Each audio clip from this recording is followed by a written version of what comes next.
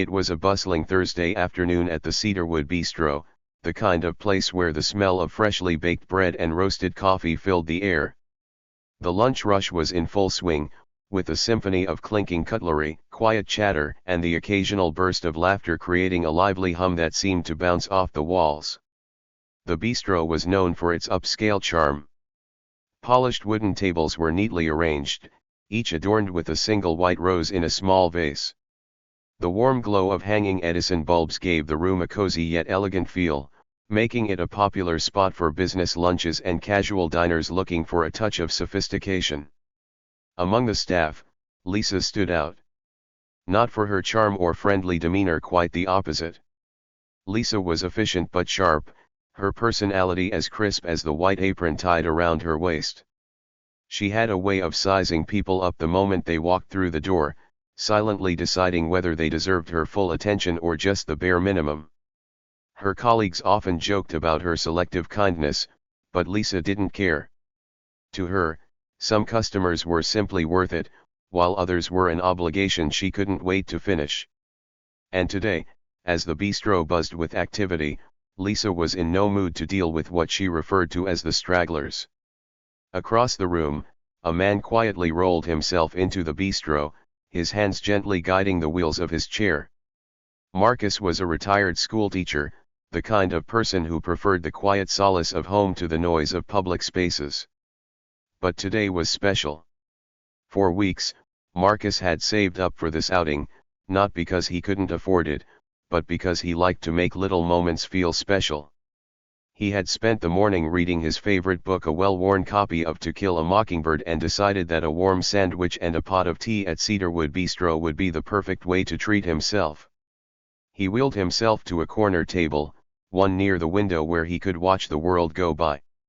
The soft sunlight streaming through the glass cast a gentle glow over his silver hair, and he couldn't help but smile as he glanced outside, where autumn leaves painted the sidewalk in shades of orange and gold.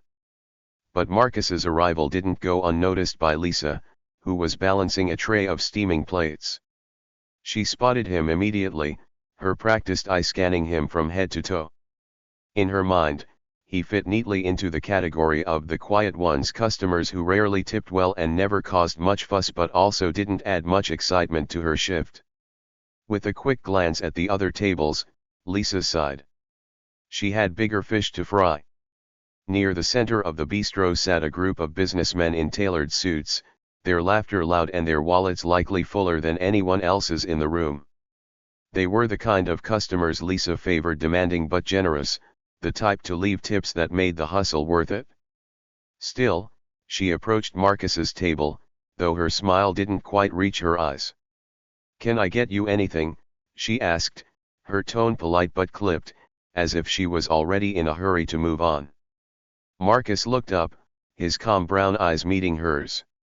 "Just a pot of tea and a turkey sandwich, please," he said softly, his voice steady but kind. Lisa scribbled the order on her notepad with a quick nod, already turning away before he could say anything else.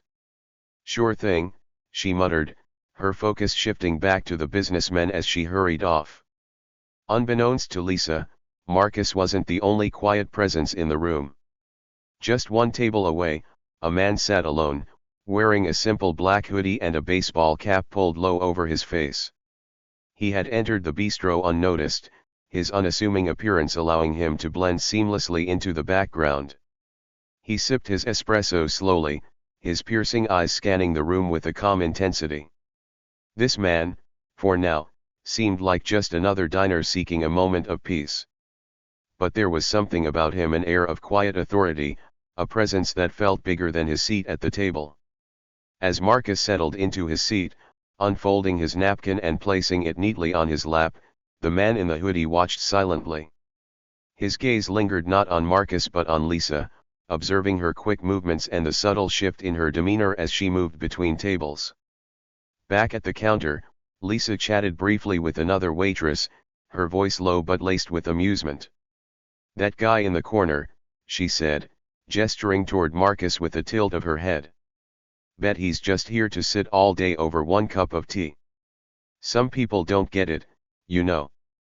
Her co-worker gave a half-hearted laugh before moving on, but the man in the hoodie caught every word. He said nothing, his expression unreadable, though the slight raise of his eyebrow hinted at something brewing beneath the surface. Marcus, meanwhile, remained blissfully unaware of the judgment cast his way. He took out his book, opening it to the page he had dog-eared that morning, and began to read. The words on the page transported him to another world, one far removed from the bustling bistro. As Lisa returned to Marcus's table with his tea and sandwich, she set them down with a little more force than necessary. "Here you go," she said, her tone flat. "Thank you," Marcus replied, his voice as gentle as ever. But Lisa was already walking away, her attention firmly fixed on the businessmen at the center of the room. She laughed at their jokes, leaned in as if hanging on their every word, and made sure to top off their drinks without them even asking. The man in the hoodie continued to watch, his fingers lightly tapping the edge of his cup. There was a sharpness to his gaze now, a quiet but growing intensity that hinted he was not merely observing but assessing. The scene might have seemed ordinary to anyone else, a waitress prioritizing one table over another, a quiet customer enjoying his book, and a lone diner sipping his espresso. But in this small corner of the bistro, the stage was being set for something far from ordinary. Because little did Lisa know, the man in the hoodie wasn't just any customer. And by the time the day was over, her actions would come back to her in ways she could never have imagined. Marcus sipped his tea, savoring its warmth and the hint of honey he had asked Lisa to add. Despite her brusque demeanor, he chose not to let it bother him.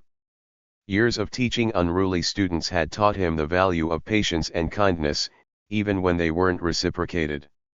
As he turned the page of his book, the world around him faded. He immersed himself in the story, feeling a sense of peace that only great literature could provide. Marcus didn't need much to be content. A quiet space, a good book, and a warm drink were more than enough. But peace was hard to come by at the Cedarwood Bistro that afternoon. The businessmen Lisa so eagerly attended to were growing louder, their laughter rising above the hum of the restaurant. One of them waved her over, snapping his fingers in a way that would have irked most servers, but Lisa responded with an eager smile. "Yes, sir." "Another round of drinks?" she asked, leaning in slightly as if she were sharing in their conversation. "Absolutely," said the man at the head of the group, a middle-aged gentleman with a booming voice and an air of authority. He tossed a few bills onto the table without counting them, clearly confident that whatever he gave was enough. "Keep them coming." Lisa scooped up the money and nodded. "Right away." As she walked toward the bar to fulfill their request, Marcus glanced up from his book. He wasn't eavesdropping, he wasn't the type, but the volume of their conversation made it impossible not to overhear. "Did you see the game last night?" one of the men asked. "Oh, you mean the one where Thompson completely choked?" "Yeah, I saw it," another replied with a laugh. Marcus smiled faintly, amused by their animated banter.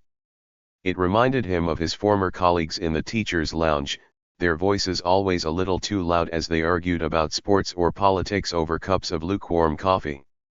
But Marcus's attention soon shifted to the man in the hoodie, who remained an enigma. He sat silently, his espresso now nearly finished, but he showed no signs of leaving. There was something about him, his stillness, the way he observed everything around him without drawing attention to himself, that made Marcus curious. The man caught Marcus's glance and nodded, a polite but brief acknowledgement. Marcus returned the gesture before returning to his book, though he couldn't shake the feeling that the stranger's presence carried a significance he couldn't quite place. Meanwhile, Lisa returned with the businessmen's drinks, balancing the tray with practiced ease. As she placed their glasses on the table, one of the men made a joke that caused the whole group to erupt in laughter. Lisa laughed along with them, her smile wider and brighter than it had been all day.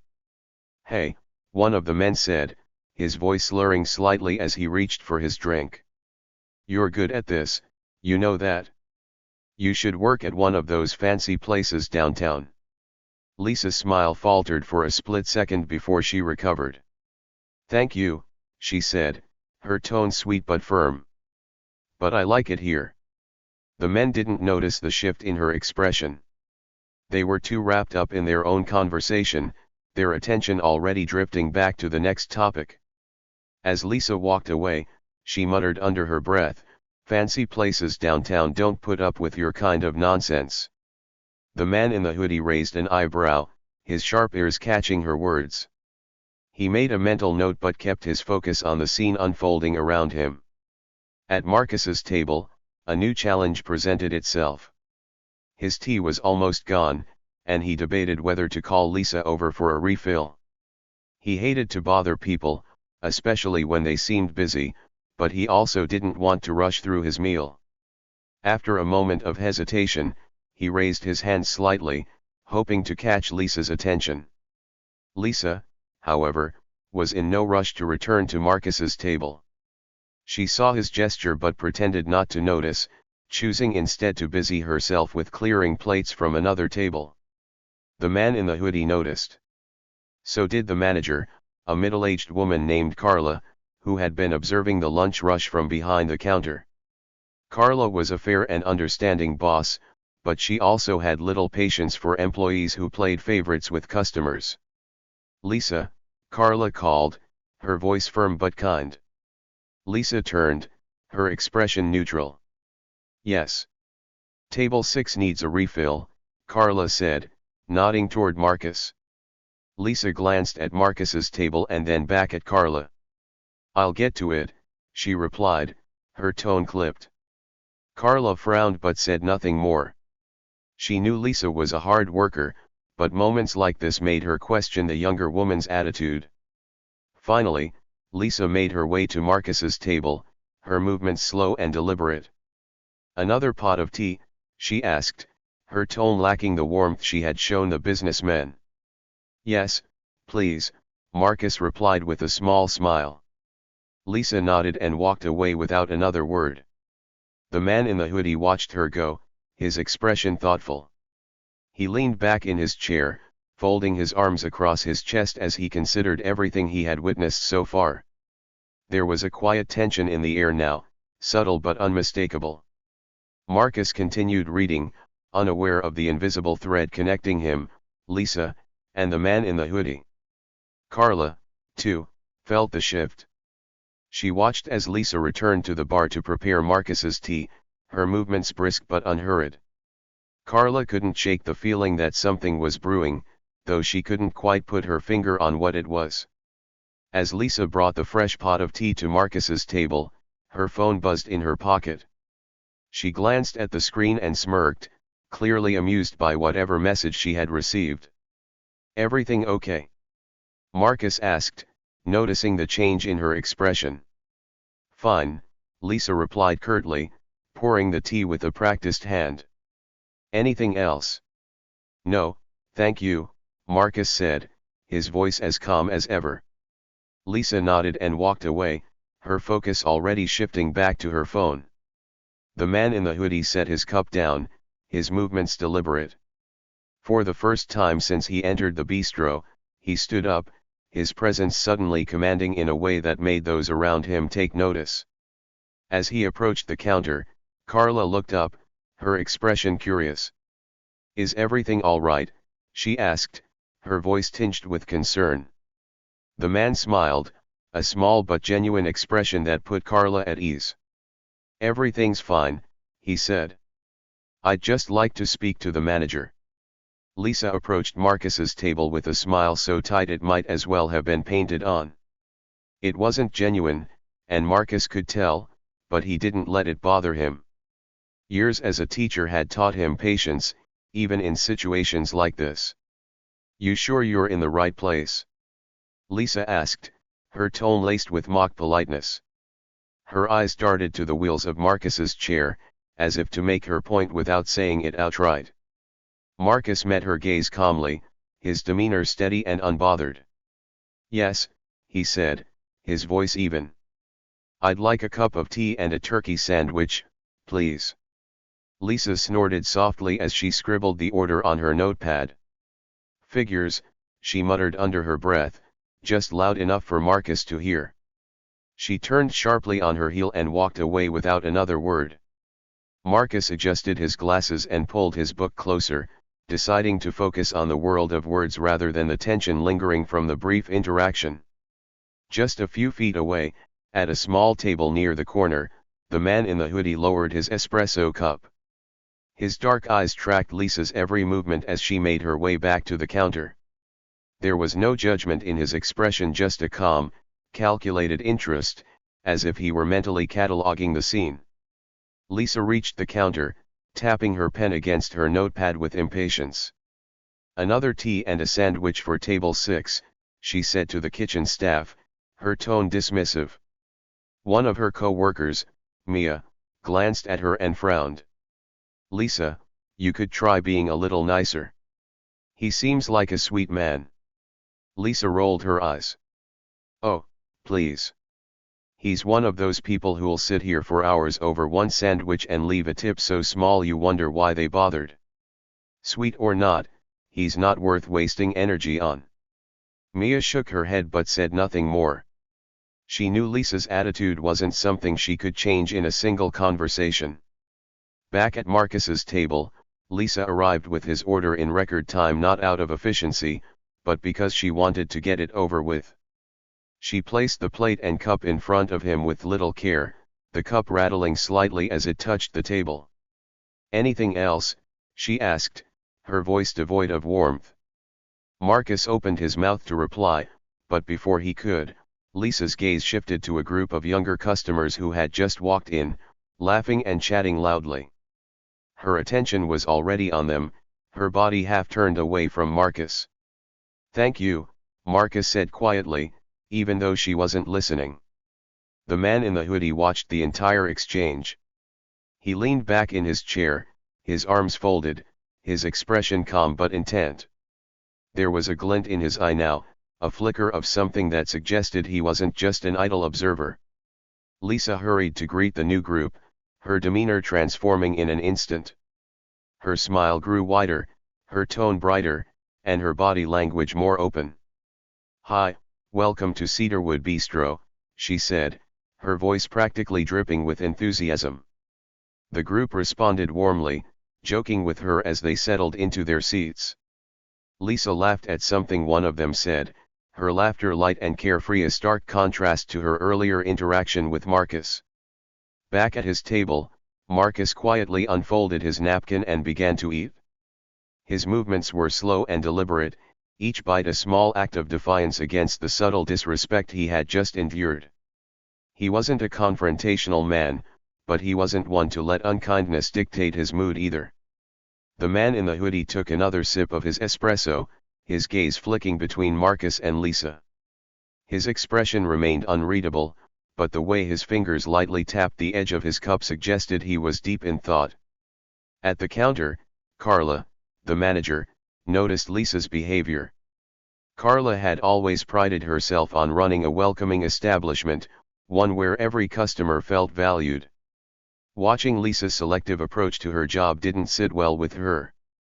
"Lisa," Carla called, her voice steady but firm. Lisa turned, her expression neutral. "Yes." Carla gestured toward Marcus's table. "Check in with table 6. Make sure he's doing all right." Lisa hesitated, glancing back at the group of younger customers she was clearly more interested in serving. "He looks fine to me," she said, trying to brush it off. "Lisa," Carla repeated, her tone sharper now. "Go." With a barely concealed sigh, Lisa made her way back to Marcus's table. Her forced smile returned as she asked, "Everything okay here?" Marcus looked up from his book, meeting her eyes with the same calm kindness he had shown earlier. "Yes, everything's fine. Thank you," he said. Lisa nodded curtly and walked away, clearly relieved to be done with the interaction. As she passed the man in the hoodie, he adjusted his cap slightly, his eyes narrowing just a fraction. He had seen enough to form an opinion, though he kept his thoughts to himself for now.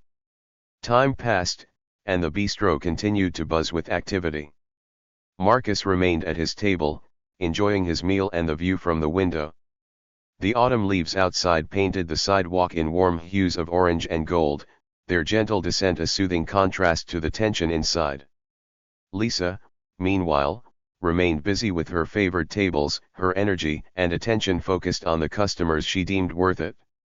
She laughed at their jokes, refilled their drinks before they had to ask, and made sure to check on them frequently.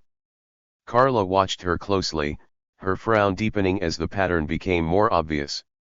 She wasn't the only one who noticed. Mia, who had been quietly observing from the counter, exchanged a look with Carla.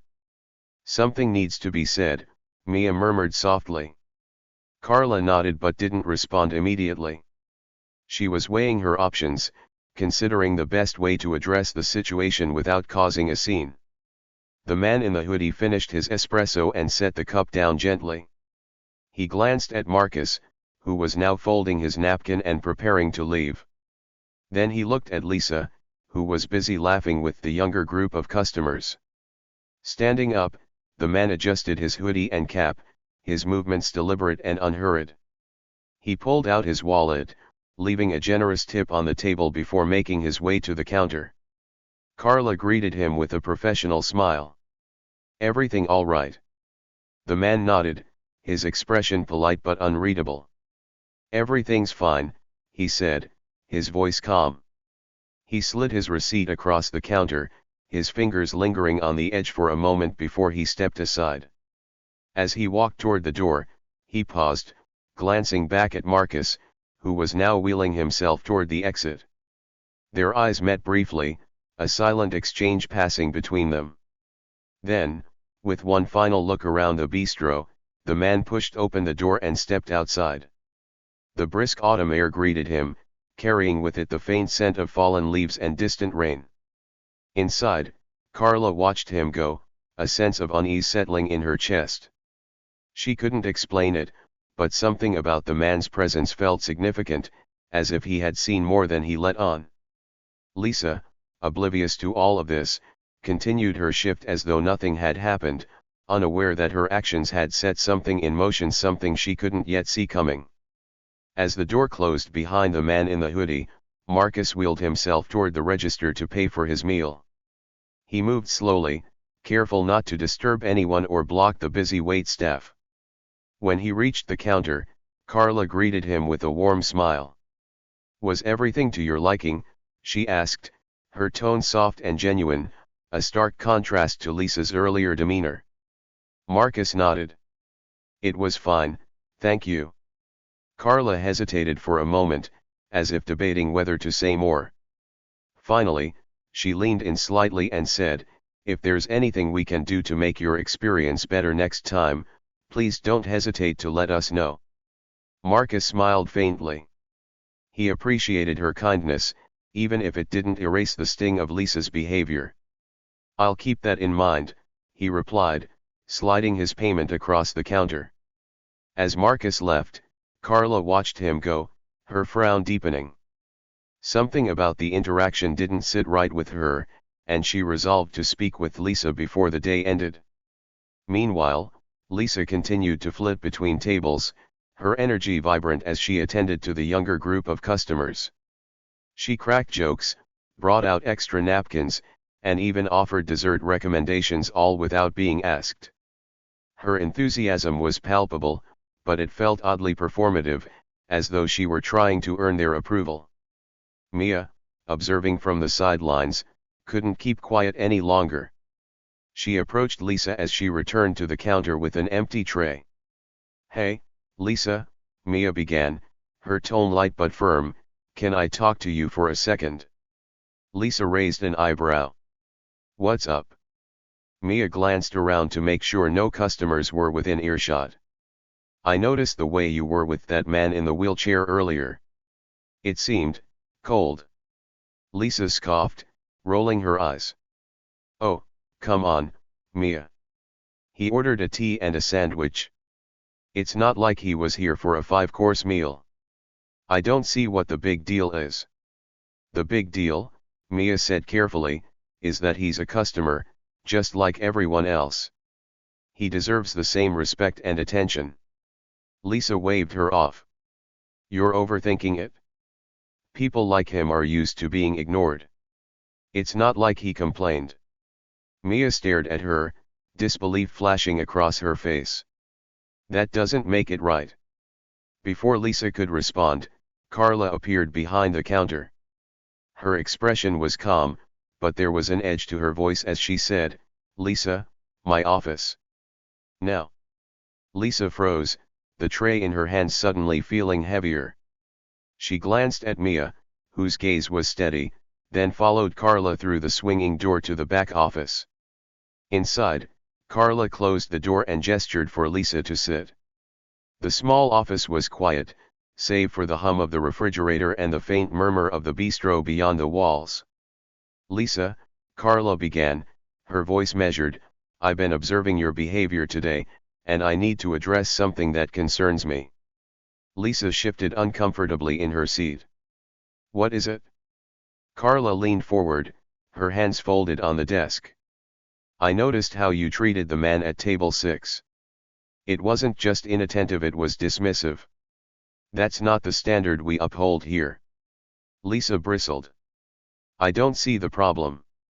He didn't even seem to care. He barely said 2 words to me." "That's not the point," Carla replied firmly. "Our job is to make every customer feel welcome, regardless of who they are or what they order.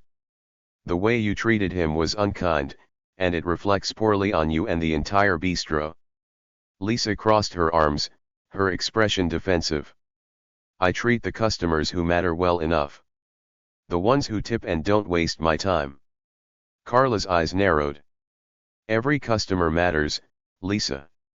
And if that's not a belief you share, then we need to have a serious discussion about whether this is the right place for you." Lisa blinked, caught off guard by Carla's bluntness. For a moment, she didn't know what to say. Before the conversation could continue, there was a knock on the office door. Mia poked her head in, her expression a mix of urgency and hesitation. "Carla, I think you should come out here." Carla stood immediately. "What's going on?" Mia glanced at Lisa before replying. "The man from table 6. He left something behind. And, there's someone asking to speak with him." Carla frowned, her mind racing. "Who?" Mia hesitated, then said, "The guy in the hoodie. He came back." Lisa's eyes widened slightly, but she said nothing as Carla and Mia left the office. She followed a few steps behind, curiosity tugging at her. When they emerged into the dining area, the man in the hoodie was standing near the counter, his hands tucked into his pockets. His presence seemed to command attention without effort, and the hum of conversation in the bistro quieted slightly. "Can I help you?" Carla asked, her professional demeanor slipping back into place. The man turned to her, his expression calm but serious. "I'm looking for Marcus. The man in the wheelchair who was sitting over there." He gestured toward the now empty table. Carla shook her head. "I'm sorry, he already left. Is there something I can help you with?" The man hesitated, then pulled out a small card from his pocket. He placed it on the counter and slid it toward Carla. "When he comes back, give this to him." Carla glanced at the card, her brow furrowing as she read the name printed on it. She looked up sharply, but the man was already heading for the door. "Wait," she called after him. "Who are you?" The man paused, his hand on the door. He turned slightly, his face partially obscured by the shadow of his cap.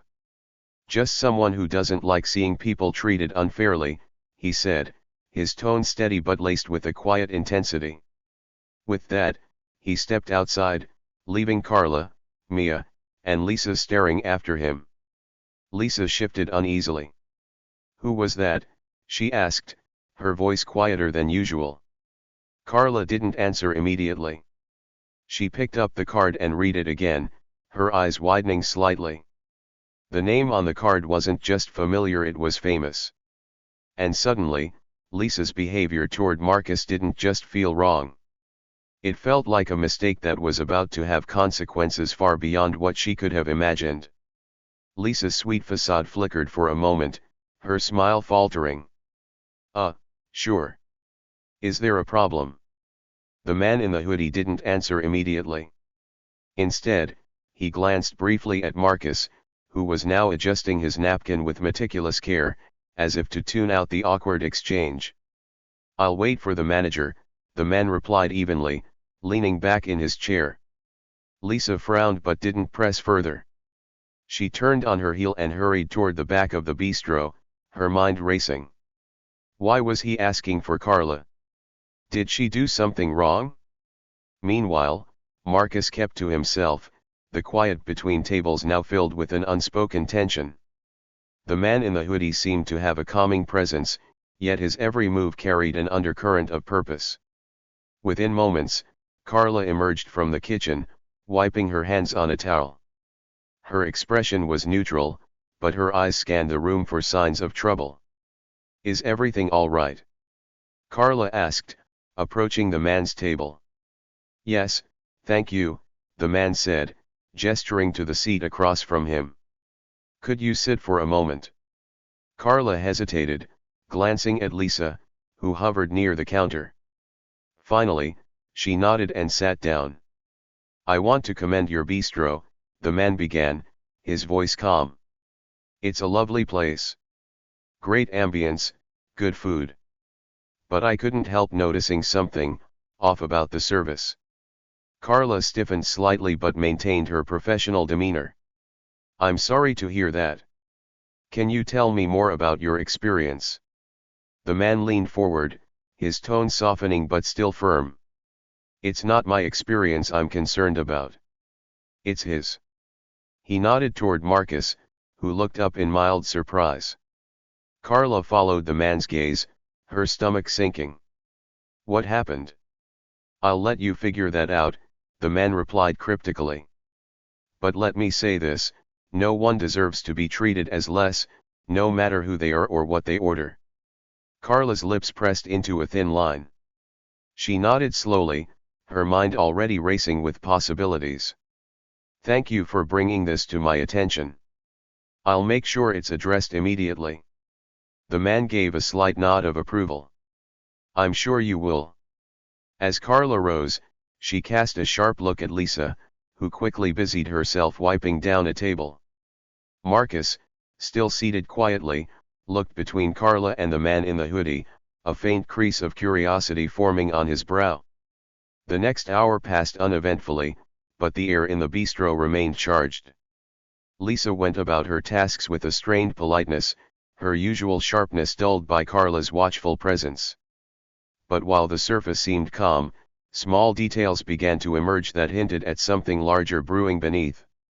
First, Marcus noticed the way the man in the hoodie occasionally glanced at his phone, as if waiting for a signal. Then there was the way Carla whispered instructions to Mia, her assistant manager, before retreating to the office. Marcus couldn't help but feel like he was at the center of something he didn't fully understand. Lisa, however, remained oblivious. As the afternoon rush picked up, she slipped back into her old habits, reserving her best smiles and warmest greetings for customers she deemed worthy. When the lunch crowd thinned out, Marcus wheeled himself toward the counter to pay. As he waited, he noticed the man in the hoodie standing by the window, his phone to his ear. Their eyes met briefly, and the man gave Marcus a small nod. It was a simple gesture, but it carried a weight that Marcus couldn't quite place. At the counter, Carla processed his payment with a smile. Thank you for coming in today, Mr. Marcus. I hope we'll see you again soon. Marcus nodded politely. Thank you, Carla. And, thank you for listening. Carla's smile faltered slightly, but she recovered quickly. Always. As Marcus left, the man in the hoodie stepped out after him, keeping a respectful distance. Lisa watched from the counter, her brow furrowed. Something about the whole situation was making her uneasy. Later that afternoon, Carla called a staff meeting. The bistro had closed for the day, and the team gathered in the dining area, their chatter quieting as Carla took her place at the center. "Before we go over today's numbers, I need to address something," Carla began, her tone even but firm. "I've received feedback about our service, and it's not the kind of feedback I ever want to hear again." Her eyes swept over the team, lingering briefly on Lisa, whose arms were crossed defensively. "Every customer who walks through that door deserves respect," Carla continued. "It doesn't matter if they order a single cup of coffee or a full-course meal. It doesn't matter who they are or what they look like. Every single person is important." Lisa shifted uncomfortably, her gaze fixed on a spot on the floor. "Marcus," Carla said, her voice softening. "He's a regular here. A kind man who comes in for a simple meal and a bit of peace. Today, he was treated unfairly, and that's unacceptable." Lisa's head snapped up. "I didn't." Carla held up a hand, silencing her. "Lisa, I'm not here to argue. I'm here to make it clear that this behavior will not be tolerated. Not now, not ever." The room was silent, the weight of Carla's words hanging heavy in the air. Finally, she said, "If anyone has a problem with this policy, you're free to hand in your resignation." No one moved. "Good," Carla said, her tone softening. "Let's all do better tomorrow." But the story didn't end there. As the team dispersed, Lisa lingered near the counter, her mind racing. She couldn't shake the feeling that there was more to the man in the hoodie than met the eye. And she was right. That evening, as Lisa closed the bistro, the man in the hoodie lingered outside. He leaned casually against a lamppost, watching the staff lock up. His demeanor was calm, almost detached, but his presence was impossible to ignore. Lisa noticed him immediately, her nerves fraying. She whispered to Mia, "Why is he still here? Do you think he's waiting for someone?" Mia shrugged, glancing toward the man. "Maybe he just likes the ambience," she replied with a chuckle, though her tone carried unease. As Lisa fumbled with the lock, the man pushed off the lamppost and walked toward them. "Excuse me," he said, his voice steady and polite. Lisa froze, her keys jangling in her hand. "Yes," she replied, forcing a smile. "I just wanted to say something before I leave," the man began. His tone was conversational, but his words had a certain gravity. Lisa braced herself. "You never know who's watching," he said simply, his eyes locking onto hers. And with that, he turned and walked away, disappearing into the dimly lit street. That night, Lisa couldn't sleep. The man's words echoed in her mind, intertwining with Carla's reprimand and the earlier events of the day. She replayed every interaction with Marcus, every snide comment, and every dismissive gesture. Why did it bother her so much? By morning, she was irritable and distracted. Her usual confidence felt shaky, and her interactions with customers lacked their usual sharpness. But as the day progressed, Lisa began noticing things she had ignored before. A young mother struggled to calm her crying toddler at one of the corner tables. Normally, Lisa would have avoided that section altogether, muttering about kids being a nuisance. But today, she found herself approaching the table, offering a warm smile. "Can I get you something?" she asked, her tone softer than usual. The mother looked up, surprised. "Oh, just some water, please. I'm so sorry about the noise." Lisa nodded and returned with the water, even adding a slice of lemon for the child. It was a small act, but it felt significant. At the next table, an elderly couple struggled to read the menu. Lisa noticed the woman squinting and approached them without hesitation. "Would you like me to read it for you?" she asked. The couple beamed, their gratitude evident. For the first time in a long while, Lisa felt something other than irritation while working. She felt human. But as the afternoon wore on, the weight of yesterday's events lingered. Marcus returned, his usual quiet self, and Lisa found herself dreading the interaction. She hesitated as she approached his table, her notepad clutched tightly. "Good afternoon," she said, her voice faltering slightly. Marcus looked up, his expression neutral. "Good afternoon," he replied. "What can I get for you today?" Lisa asked, her tone more polite than it had ever been. Marcus glanced at the menu. "Just tea and a sandwich, please." Lisa nodded and hurried away, her chest tight. She wanted to say more, to apologize, but the words felt stuck. As she returned with his order, she noticed the man in the hoodie seated at the far end of the bistro. Her heart sank. This time, the man didn't remain silent. He waved Lisa over, his expression unreadable. Lisa hesitated but complied, forcing a smile. "Yes, sir. Is there something you need?" The man gestured to the seat across from him. "Sit," he said, his tone calm but commanding. Lisa blinked, taken aback. "Excuse me." "Just for a moment," the man clarified. "I won't take up too much of your time."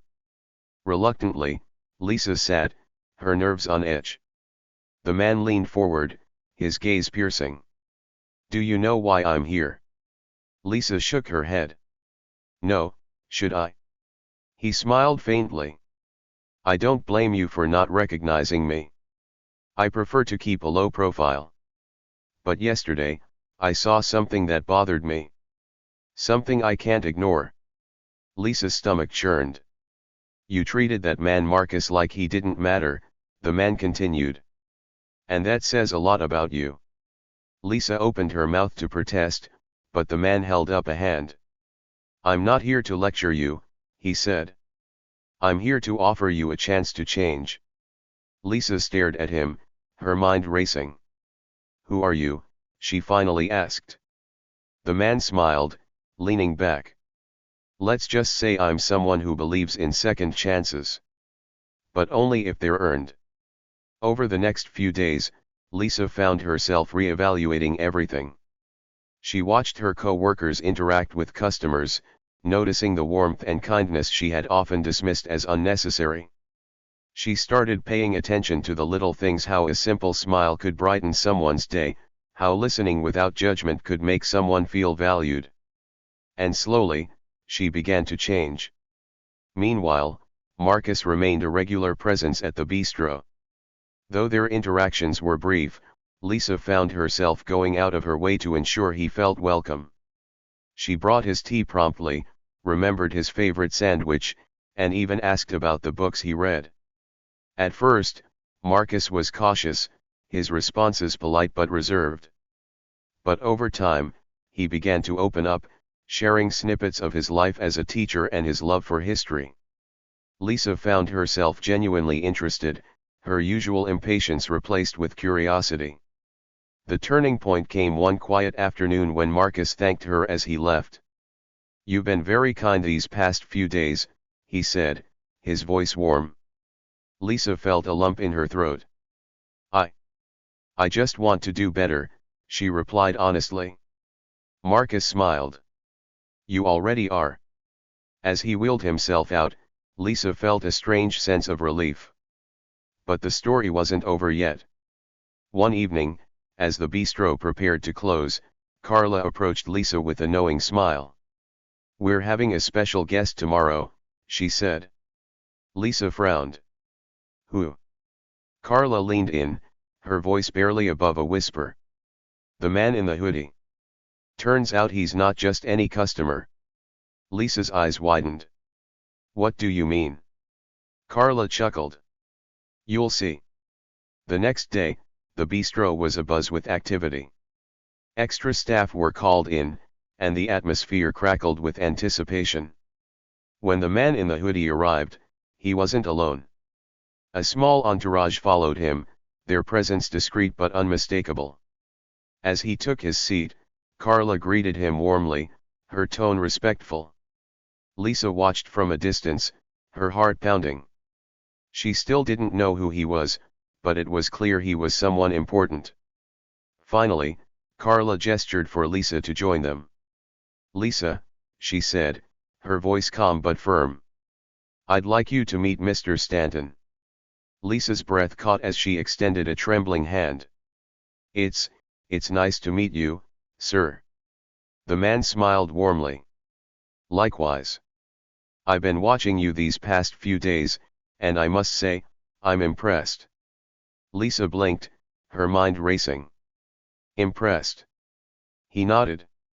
"Change isn't easy. But you've proven that it's possible. And that's worth acknowledging." As the conversation continued, Lisa felt a strange mix of pride and humility. It wasn't until later that she learned the full truth. Mr. Stanton wasn't just any customer. He was the CEO of a major hospitality company, a man with the power to make or break reputations. And he had chosen to give Lisa a second chance. The room went silent, except for the faint clinking of silverware. All eyes were on Jeff Bezos as he stood there, calm but exuding authority. Lisa's hands trembled at her sides, the notepad she always carried feeling suddenly heavy and useless. Her heart pounded in her chest like a drum, each beat louder than the last. Jeff turned toward Carla, the manager, and continued, "This bistro prides itself on elegance, yes. On providing a warm, welcoming atmosphere for everyone who walks through those doors." His gaze swept across the room, as if daring anyone to disagree. Carla nodded quickly, her face pale. "Yes, absolutely. We aim for the highest standards." Jeff raised an eyebrow, his expression skeptical. "Do you? Because what I've seen today suggests otherwise." Lisa could feel the weight of his words settling over her like a thick blanket. Her stomach churned. This wasn't just about a bad day or a few snide remarks. It was about something much bigger. "I've been sitting here for over an hour, observing," Jeff continued, his voice steady but firm. "And what I've seen is someone Marcus being treated as if he doesn't belong. As if he's less important than anyone else here." He paused, letting his words hang in the air. "And do you know who Marcus is?" Jeff asked, his gaze shifting to Lisa, pinning her in place like a spotlight. Lisa stammered, her voice barely above a whisper. I don't." "He's one of the most respected advocates for accessibility in this country," Jeff said, his voice rising slightly. "He's spent years fighting to ensure people with disabilities are treated with dignity and respect. And yet, here, in this so-called elegant bistro, he's met with disdain and condescension." Marcus's eyes widened, and he looked down, clearly taken aback. Lisa, on the other hand, felt like the ground had opened up beneath her. Jeff continued, addressing everyone now. "This isn't just about Marcus, though. This is about how we treat people, any people, whether we think they're important or not. Because the truth is, you never really know who you're talking to." He glanced at Lisa again, and this time, his tone softened, though his words still carried weight. "I wonder, do you know who I am?" Lisa's breath hitched. She had been too focused on the immediate chaos to fully grasp what was happening. The room was quiet, save for the faint hum of conversations restarting at the other tables as whispers about the man in the hoodie spread like wildfire. She began, but her voice failed her. Jeff turned to Marcus, giving him a small, reassuring nod, before looking back at Lisa. "My name is Jeff Bezos," he said, his voice calm but resonating with authority. "And yes, I'm here because I love good food and quiet corners. But today, I came here as someone who believes in accountability and fairness. And what I've seen today falls far short of both." Lisa's knees felt weak. Jeff Bezos? The Jeff Bezos? Her mind raced, replaying every moment of the afternoon like a broken film reel. She felt exposed, every sharp word and dismissive gesture laid bare for the world to see. Carla stepped forward, her voice shaky. "Mr. Bezos, I want to sincerely apologize for what happened here today. This is not how we usually operate, I assure you." Jeff held up a hand, silencing her. Apologies are only meaningful if they lead to action, he said. I've worked hard to build businesses that prioritize customer experience. And that starts with treating all people with respect. The air in the room was thick with tension as Jeff turned his attention back to Lisa. What do you have to say for yourself? Lisa swallowed hard, her voice barely audible. I'm sorry. I didn't mean to be disrespectful. I didn't know. Didn't know. Jeff interrupted, his tone sharp now. Didn't know what? That he's an advocate? That I was sitting here? Or that basic decency shouldn't be reserved for certain people? Lisa's cheeks burned with shame. I don't have an excuse, she admitted, her voice breaking. I was wrong. Jeff let the words linger before nodding. Acknowledging your mistakes is a good start, he said. But it's just the beginning. He turned back to Carla. As the manager, the responsibility also lies with you. Training your staff isn't just about teaching them how to carry plates. It's about instilling values, empathy, kindness, and respect. Carla nodded quickly, her voice barely a whisper. Yes, sir. Absolutely. We'll address this immediately. Marcus, who had remained quiet through most of the exchange, finally spoke. His voice was calm but carried a quiet strength. I appreciate you standing up for me, he said, looking at Jeff. But more than that, I hope this becomes a moment of learning for everyone. Jeff smiled faintly. That's the goal. Then he turned back to Lisa. You're young, he said. And you've made a mistake. But mistakes are opportunities to grow, if you're willing to take them. Lisa nodded, her throat tight with emotion. I am, she said earnestly. I really am. Jeff studied her for a moment before gesturing toward the table. Good. Then start by making things right with Marcus. Lisa turned to Marcus, her eyes welling up. I'm so sorry, she said, her voice trembling. For everything. You didn't deserve to be treated that way. Marcus nodded, his expression kind. Thank you, he said simply. The tension in the room began to ease as Jeff took his seat again, signaling the conversation was over. But the impact of his words lingered, like the aftershock of an earthquake. As Lisa returned to her duties, she felt lighter somehow, as though the weight of her actions had been lifted not because she was let off the hook, but because she had been given a chance to do better. Carla pulled her aside later, her tone both stern and supportive. You got lucky today, she said. But don't rely on luck. Learn from this. And remember, you never know who's watching. Lisa nodded, the lesson etched deeply into her mind. By the time Jeff and Marcus left, the atmosphere in the bistro had shifted. It wasn't just another busy afternoon anymore, it was a turning point, not only for Lisa but for the entire staff. As Jeff walked out the door, he glanced back briefly, his gaze meeting Lisa's. There was no animosity in his expression, only a quiet expectation that she hoped to live up to. And in that moment, Lisa made a promise to herself: she would never forget what happened today. She would become better not just as a waitress but as a person. As Jeff and Marcus exchanged a glance, the room buzzed with low murmurs.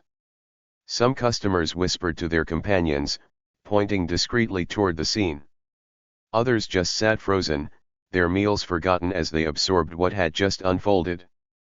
Lisa stood rooted to the spot, her mind racing. Every word Jeff had said played over and over like a broken record. The embarrassment of being called out in front of everyone stung deeply, but beneath that sting was something even stronger: regret. Genuine, aching regret. Jeff turned to Carla once more. This isn't just about Lisa, he said, his voice quieter but no less firm. It's about culture. Leadership. If employees feel it's acceptable to act this way, then something has gone wrong at the top. Carla's face flushed. You're absolutely right, she stammered. This isn't how we operate or how we want to operate. I'll make sure this is addressed immediately. Good, Jeff replied, nodding. Because the hospitality business isn't just about food. It's about people. And if you can't get that right, you won't last long. He gestured for Marcus to follow him toward the exit, but before they reached the door, Marcus hesitated. He turned back to Lisa, who was still standing at the edge of the dining room, clutching her notepad as if it were a lifeline. Lisa, Marcus began, his tone gentle but purposeful. I've met a lot of people in my life, some kind, some not. But do you know what makes the difference between them? Lisa swallowed hard, shaking her head. It's not whether they make mistakes, Marcus continued, his voice steady. It's what they do after they've made one. Everyone stumbles. Everyone has moments they wish they could take back. But the question is, do you learn from them? Do you grow? Or do you keep walking the same path? The words hit Lisa like a tidal wave, washing over her shame and guilt and leaving something else behind, a spark of hope. She didn't trust herself to speak, so she nodded instead. Marcus offered a small, understanding smile. Then use this moment wisely, he said. It's not too late to change. With that, he and Jeff stepped outside, leaving the bistro in a hush of silence. For a long moment, no one moved. Then, slowly, conversations began to pick up again. Plates clattered, glasses tinkled, and the sounds of the restaurant resumed, but nothing felt the same. Lisa found herself retreating to the staff area, her thoughts swirling. Carla followed her, placing a hand on her shoulder. Take a moment, the manager said gently, though her tone carried a firm edge. Think about what happened today. And think about what kind of person you want to be moving forward. Lisa nodded, her throat too tight to form words. She sank onto a worn bench in the break room, her mind replaying everything Marcus and Jeff had said. Each sentence felt like a mirror, reflecting parts of herself she hadn't wanted to see. She thought about the way she had treated Marcus not just today, but every time she had dismissed someone she deemed unimportant. The harsh truth was undeniable, she had been wrong, and not just about Marcus. She had been wrong about what truly mattered. As the minutes ticked by, Lisa made a decision. She couldn't undo what she had done, but she could start making things right. Meanwhile, outside the bistro, Jeff and Marcus stood at the curb, waiting for a car. The tension from earlier had faded, replaced by a quiet camaraderie. You didn't have to do that, Marcus said, his voice filled with gratitude. I've dealt with worse, believe me. Jeff smiled faintly. I know you have. But that doesn't mean you should have to. Sometimes, it's about making sure people see the impact of their actions so they don't repeat them. Marcus nodded, a thoughtful look crossing his face. You know, he said after a moment, when I first came here today, I wasn't sure I'd made the right choice. Crowds aren't really my thing. Jeff chuckled. Mine either, believe it or not. But now, Marcus continued, I'm glad I came. Not just for the meal but for what it turned into. Sometimes, the smallest moments end up making the biggest difference. Jeff nodded, his gaze distant for a moment. That's true, he said quietly. Sometimes, all it takes is one conversation or one decision to change someone's life. Their car pulled up, and as they climbed inside, the bistro faded into the background. But the events of the afternoon would linger, shaping what came next for everyone involved. Inside the restaurant, Lisa emerged from the break room with a renewed sense of purpose. She approached Carla, her voice steady but laced with emotion. I want to apologize to Marcus, to you, to everyone. I was wrong, and I want to do better. Carla studied her for a moment before nodding. That's a good start, she said. But words are just the beginning. It's your actions that will show whether you mean it. Lisa nodded earnestly. I understand. And I'll prove it. True to her word, Lisa began to make changes. She sought out opportunities to learn, attending training sessions on customer service and inclusivity. She started treating every guest as if they were the most important person in the room, not because they might be famous or powerful, but because they deserved respect. Her transformation didn't go unnoticed. Customers began to comment on the improved atmosphere at the bistro, and even her colleagues started to see her in a new light. The sharp-tongued waitress they had known was gone, replaced by someone kinder, more thoughtful, and genuinely invested in her work. Months later, Marcus returned to the bistro, this time with a small group of friends. Lisa recognized him instantly and felt a rush of nerves. But instead of shying away, she approached his table with a warm smile. "Welcome back," she said, her tone genuine. "It's good to see you again." Marcus looked up, surprised but pleased. "It's good to be back," he replied. Lisa served the table with care, making sure every detail was perfect. As she set down Marcus's cup of tea, he looked at her with a knowing smile. "You've changed," he said simply. Lisa met his gaze, her own smile soft. "Thanks to you," she replied. "And him?" Marcus nodded, understanding the reference. "Sometimes, it just takes a little push." The encounter with Jeff Bezos and Marcus had been a turning point, not just for Lisa but for the entire bistro. It became a story that the staff told new hires, a reminder of the importance of kindness and respect. And for Lisa, it was a moment she would carry with her forever, a reminder that even the hardest lessons could lead to growth. As the years went by, Lisa rose through the ranks, eventually becoming a manager herself. She carried the lessons of that day into every decision she made, ensuring her team never forgot the value of treating people with dignity, no matter who they were. And while Jeff and Marcus eventually became distant memories to most, Lisa never forgot the moment that changed everything, a moment that taught her the true meaning of service, respect, and second chances. Lisa's heart sank as she was escorted to the break room to gather her things. Her mind was racing, replaying everything that had happened in the past hour. Embarrassment and regret twisted her stomach into knots, but it was too late to undo the damage.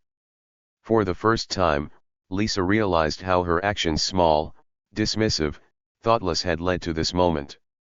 She had underestimated Marcus, the man who seemed so unassuming, and she had misjudged the hooded figure who turned out to be one of the most influential people in the world. The walk out of the restaurant felt like the longest of Lisa's life. Every pair of eyes in the room seemed to follow her. Some were filled with pity, others with quiet judgment. Her once confident stride faltered. For the first time, she felt small, insignificant, a taste of the very treatment she had dished out to others. Meanwhile, Marcus was still seated at his table, now the center of attention. He wasn't used to being in the spotlight and felt a tinge of discomfort under all the curious gazes. But when Jeff Bezos turned to him with a warm, genuine smile, some of the tension eased. "Marcus," Jeff said, his tone friendly, "I want to thank you for your patience today. You didn't deserve the way you were treated. And I hope this situation sends a clear message not just to Lisa, but to everyone here." Jeff reached into his pocket and handed Marcus a sleek, black business card. The minimalist design bore only his name and a direct contact line. "If you ever have ideas or projects related to accessibility or education, reach out," Jeff said. "People like you make the world better, and I'd be honored to collaborate." Marcus blinked, momentarily at a loss for words. He had come to the bistro for a simple meal, never expecting his day to take such a turn. "Thank you," he finally said, his voice thick with gratitude. "I'll make sure to use this wisely." Jeff nodded. "I have no doubt you will." The restaurant manager, Carla, stood by nervously, wringing her hands. She was acutely aware of how much damage this incident could do to the bistro's reputation. "Mr. Bezos, I assure you this is not reflective of how we operate," she said quickly. Lisa's behavior was unacceptable, and I'll personally make sure all staff receive additional training to ensure this never happens again. Jeff raised an eyebrow, studying her. Actions speak louder than words, he said. If you want this establishment to thrive, you need to make respect and kindness core values, not just something you talk about when there's an issue. Carla nodded vigorously. Absolutely. We'll make the necessary changes. I promise. Jeff didn't reply immediately. Instead, he looked around the room, taking in the other staff members. Most were avoiding his gaze, but a few looked genuinely inspired, as if they were rethinking how they approached their work. Finally, Jeff said, "Good. Because businesses like yours have the power to set an example. Don't waste that opportunity." As the dust settled, Jeff invited Marcus to join him at a table near the window. The two men shared a quiet conversation, their voices low but filled with mutual respect. Other customers began to return their focus to their meals, though the energy in the room remained charged. It wasn't every day that people witnessed a moment of accountability on such a public scale. Across the bistro, one of the younger waiters, a soft-spoken woman named Abby, watched the interaction with wide eyes. She had always admired Marcus, who was a regular, but she had never been brave enough to stand up to Lisa's sharp remarks. Seeing Marcus treated with dignity and watching Jeff Bezos emphasize the importance of respect lit a fire in her. Abby resolved to be more vocal in the future, to ensure no one else felt dismissed or unworthy in her presence. Lisa's departure marked a turning point for the restaurant. Carla, true to her word, implemented immediate changes.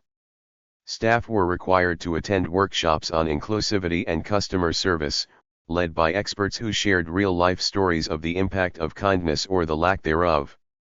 One session was particularly powerful. A guest speaker who, like Marcus, had faced discrimination because of their disability shared their experiences. Many staff members, including Abby, left the sessions with a renewed sense of purpose. But it wasn't just about training. Carla also introduced a new employee recognition program to highlight and reward acts of exceptional kindness and service. Our goal, she announced during a team meeting, is to make every customer feel valued, no matter who they are. Weeks turned into months, and the bistro began to transform. Regular customers noticed the difference, the staff seemed more attentive, the atmosphere warmer. Word of mouth spread, and soon, the restaurant became known not just for its food but for its impeccable service and welcoming environment. Marcus continued to visit the bistro, always greeted with genuine smiles and warm conversation. He noticed small but meaningful changes. The ramp at the entrance was widened, menus were printed in larger fonts, and staff seemed to go out of their way to ensure everyone, regardless of their circumstances, felt at home. As for Lisa, her journey was far from over. Losing her job at the bistro was a wake-up call, one she couldn't ignore. At first, she wallowed in anger and self-pity, blaming everyone but herself. But over time, Marcus's words began to echo in her mind: do you learn from your mistakes? Or do you keep walking the same path? Determined to change, Lisa enrolled in a customer service course at a local community center. She volunteered at a shelter, serving meals to people from all walks of life. Slowly but surely, she began to understand the power of empathy and the importance of treating everyone with respect. The experience humbled her, but it also strengthened her resolve. Eventually, Lisa found work at a small cafe, where she applied everything she had learned. Her new colleagues described her as kind, patient, and always willing to lend a hand. Though her past mistakes still haunted her, Lisa used them as fuel to be better and to do better. One day, months later, Marcus visited the cafe where Lisa now worked. She recognized him immediately, her heart pounding as she approached his table. "Marcus," she said softly, her voice trembling. "I don't know if you remember me, but—" "I remember," Marcus interrupted, his expression unreadable. Then, to her surprise, he smiled. And I can see you've changed. Lisa blinked back tears. I'm trying, she said honestly. Every day, I'm trying. Marcus nodded. That's all anyone can ask. Back at the bistro, Jeff Bezos remained a legend among the staff. His brief but impactful visit became part of the restaurant's history, a reminder that one moment of accountability could spark a wave of positive change. And though Jeff rarely revisited the same places, his influence lingered, shaping the way the bistro operated for years to come.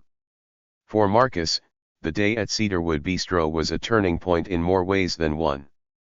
It wasn't just about the apology he received or the changes that followed, it was about seeing the ripple effect of standing up for what was right. It reminded him that even the smallest voices could spark meaningful change.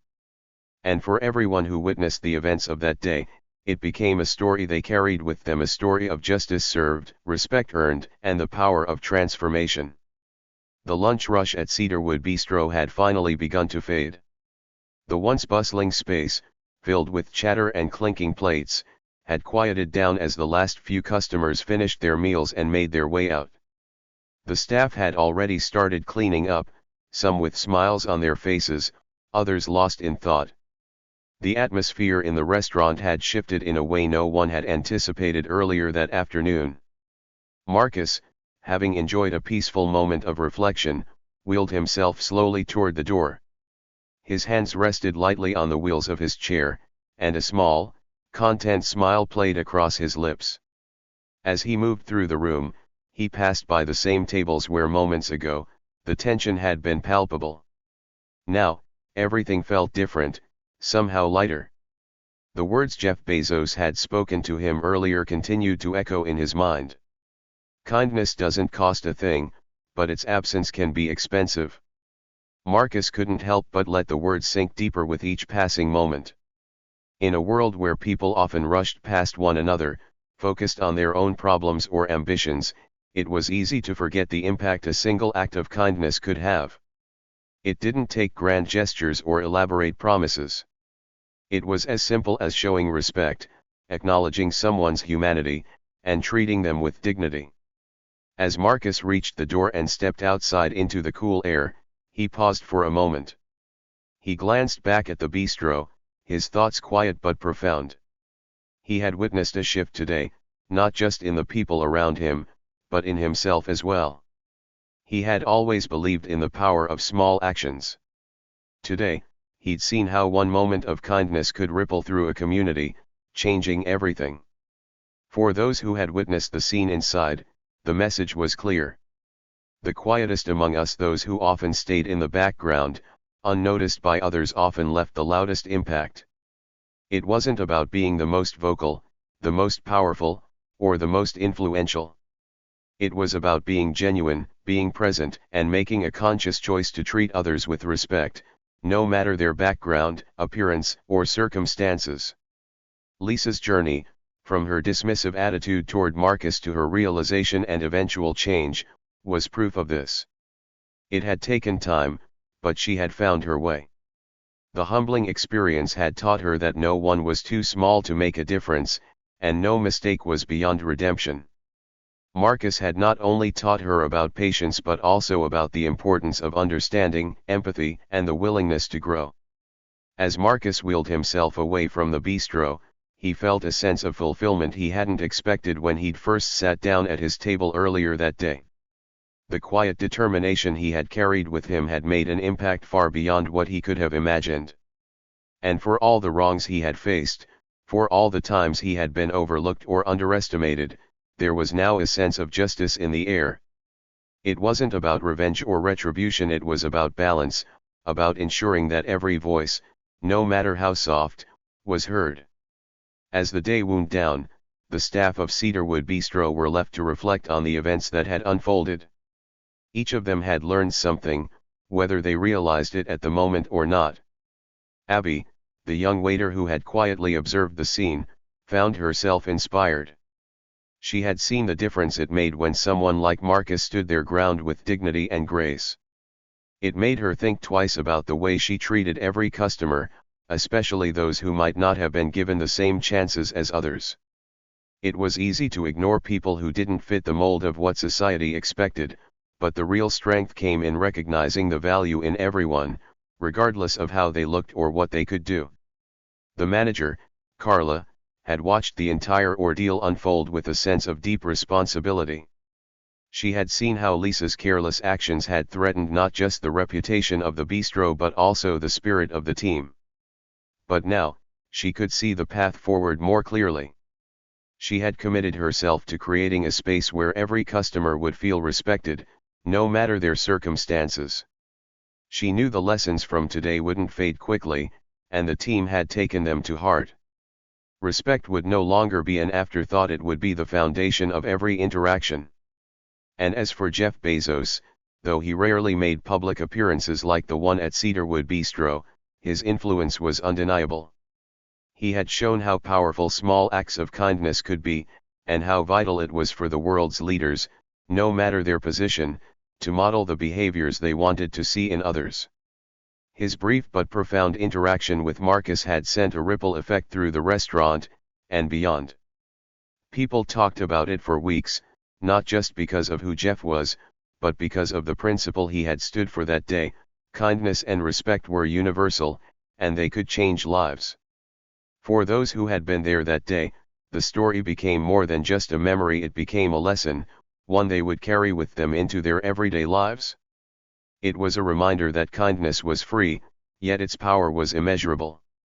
Whether it was a simple smile to a stranger or a word of encouragement to someone feeling small, it had the ability to shift hearts and change the course of someone's day, week, or even life. Later, as the bistro's lights dimmed and the last of the staff headed home, Carla paused for a moment in the middle of the now empty dining area.